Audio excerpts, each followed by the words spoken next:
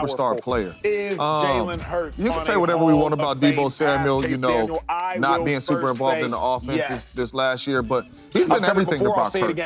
He's been everything to Kyle Shanahan. You talk about a Swiss Army knife. You can put him at kick return, punt return, receiver, running back. He's a Swiss Army knife. And not only that, he's the tone setter. Physical, violent. When you talk about a skill position player. And last year, yes, didn't go as planned.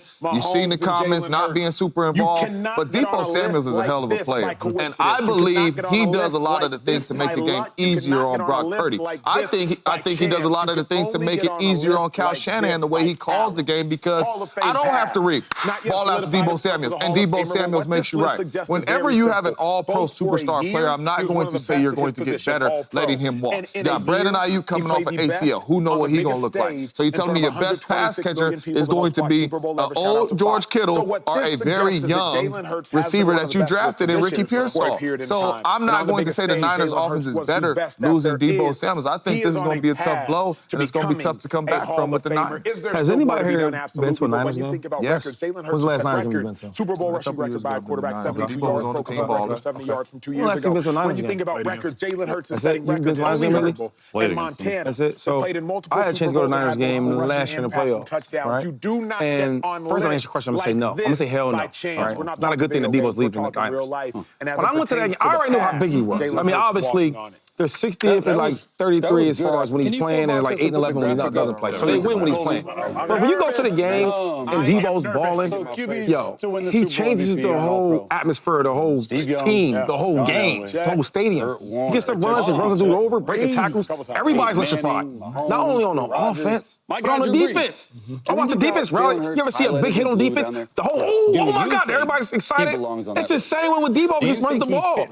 And I think sometimes you get like too comfortable when you have so much success. Like the Niners are used to winning, right? They draft this guy, draft that guy. They got the last pick in the draft. They make him somehow a star. And you think you win with everybody. Defense is really, really good until it's not, right? And then when Deebo's not there, they're going to see the difference. Now I can't have a young inexperienced quarterback that's not super talented, but he's good. I can't throw a little 2-yard freaking slant or 2-yard screen and go 70 yards. I can't do that no more. So, and my running back is getting older. McCaffrey's breaking down body-wise. Okay, you just talked about Ayuk coming up with knee injury. You play around if you want to, Kyle. I know, listen, and I think you're a great coach. You playing around like that. Go over there. The defense ain't going to be what he was. Because the real problem with the team was the defense. I sat next to Fred Warner at the Honors, and we was talking about this. I said, yo, you know how I am. Hey, what happened, dog? He said, yo, our defense is bad. Bad. Yeah. So now, bad defense that you hope is going to change. And one of your most electrifying players, Deebo is probably, in my opinion, pound for pound, him and Michael Parsons are probably the best, the straight football players. He's football players in the league. You get rid of him, okay, you're going to see a difference. Yeah, I actually like it. I actually like that they're getting rid of Deebo. I think the 49ers are right, and they're better off without Deebo for a couple of reasons. One, I'm going to put on my GM hat. No, just listen. Like, it has nothing to do with the type of player that Deebo is. Is he declining? Yeah, but is he all the way declining? No, he's still got 2 or 3 more good years in him. He's a jack of all trades. You're paying a jack of all trades $19.5 million. It only gets 12% of the offensive touches. It's just way too early to say that. They don't make sense to me money-wise. Go fix that defense. Go spend that $19.5 million somewhere else. Look, it's the worst kept secret around the NFL. They've been trying to trade Deebo for 2 years. So there's a reason, not necessarily the type of player he is or what he is on or off. Like, they feel like they can win. So in this situation, I'm going to trust Kyle Shanahan to figure it out. There's a reason they took Ricky Pearsall in the first or second round, right? There's a reason why Jawan Jennings is the best number 3, who will now move to number 2 in all of football. CMC, Kittle had his best year this year. You call him, oh, that's great. There's just one football, and you guys know it can only go around to so many different people. So not only from a monetary standpoint, I think actually Deebo's better off somewhere else too.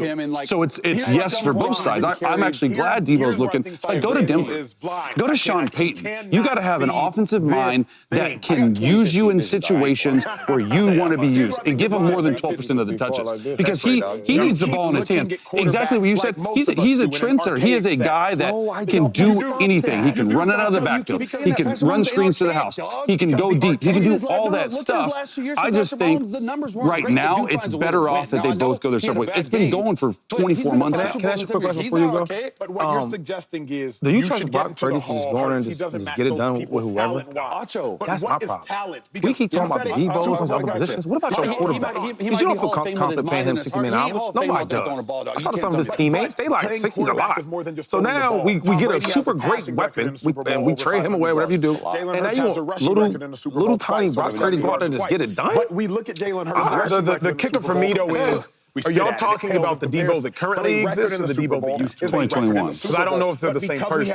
Are the Niners better off without Debo? Absolutely not. They're not better off without 2021 Debo. They are better off without 2024 Debo. What Debo are you getting? You can't talk about the Debo you wish you had. You have to talk about the Debo that currently exists. I don't know which Debo exists. I want the Debo that was confident. I don't want the Debo that was cocky. I want the Debo that was still hungry to go out there and get it. I don't want the overinflated sense of self Debo. That's the Debo I want. I don't want the Debo that's taking to social media saying, yo, I'm still balling. They just not getting me the ball. Who's playing in his teammates and deleting the tweets weeks later. I don't want the Debo that's going to drop a pass in week 11, but in week 10 is going to punch a long snapper because his kicker missed the kick. So which Debo are you talking about? 2021 Debo? Absolute dog. One of the best players I've ever seen. Football players, not wide receivers, not run. One of the best football players I've ever seen. Everything Shady said is right. Debo gets the crowd going. From before they even step on the field. When he in the locker room walking out the tunnel, Debo gets his teammates going. Then when he on the field, Debo gets the crowd going. But what Debo are we talking about? 2021 Debo had 14 touchdowns. Last year, Debo had 4 touchdowns. I'm not blaming it all on Debo, but what I will not do is act like the 2021 Debo and the 2024 Debo are the same player nor the same person as it pertains to how they act. And it's the National Football League, so every year you're not going to be all pro. Every year you're not going to ball out like that. You know what I mean? But we talk about 12% of the snaps and all that. How about the presence? How about the presence of Deebo Samuel on the football field? Because it's a lot of formations that Kyle Shanahan got on that list that are gone because Deebo is not there. Hold on real quick. And then there ain't no Deebo in the draft. Debo's are not walking. Ricky Pearsall's, Brandon Ayuk, those is walking into the drafts every single year. Deebo Samuels are not walking into the draft. He's a different type football player. You are talking about the presence off the field. When Deebo breaks the huddle, you got to know where he's at. And that helps Brock Purdy. If Deebo Samuel's playing for a different coach who's not going to go out of their way to structure the offense around Deebo, we would not know what Deebo. That's what I'm trying to tell you. Remember, Mike McDaniel and Kyle Shanahan, they strategically designed the offense around Debo. Not every offensive coordinator is that genius, but also because they have to have the So you're telling me an offensive coordinator or a team that go against Debo Samuel right now are not going to know what positions to put him in? That would be crazy for any offensive coordinator. What I'm suggesting is I don't think every coach is intelligent enough to utilize Debo like Shanahan. Let me ask you this, though. So wait, as a coordinator, though, it's your job to put your players in the best situation to win. But everybody's good. You know that better than that. Well, no. With Debo, he's not for the conversation. He's really good. What I'm saying is, I don't care who the wide receiver is, who the running back is. Everybody has their own skill set, right? Okay, let's use a running back. Jahmyr Gibbs, superstar player.